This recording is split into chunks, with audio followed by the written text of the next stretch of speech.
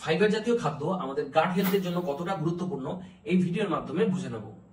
আমরা সাধারণত খাদ্য বলতে তিনটে ক্যাটাগরিকে বুঝে থাকি, যেমন কার্বোহাইড্রেট, ফ্যাট এবং প্রোটিন।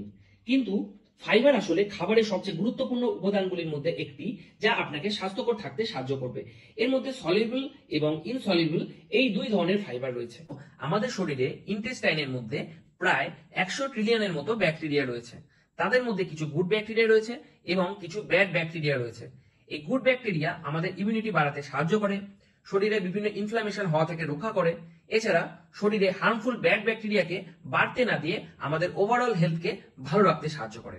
তাই এই গুড ব্যাকটেরিয়াকে বাঁচিয়ে রাখতে দরকার সলিউবল ফাইবার অর্থাৎ দ্রবণীয় ফাইবার এবং ইনসলিউবল ফাইবার অর্থাৎ অদ্রবণীয় ফাইবার। যদি আমরা ফাইবার জাতীয় খাবার পর্যাপ্ত পরিমাণে না নিয়ে থাকি, তাহলে এই ব্যাকটেরিয়াগুলো আমাদের ইন্টেস্টাইনের প্রোটেক্টিভ মিউসিন লেয়ারকে খেতে থাকে, যার ফলে আমাদের ইন্টেস্টাইন ওয়ালে মাইক্রোস্কোপিক লিকেজ হতে থাকে এবং বিভিন্ন আনওয়ান্টেড সাবস্টেন্স ব্লাড স্ট্রিমে প্রবেশ করে ইনফ্লামেশন তৈরি করে ফেলে।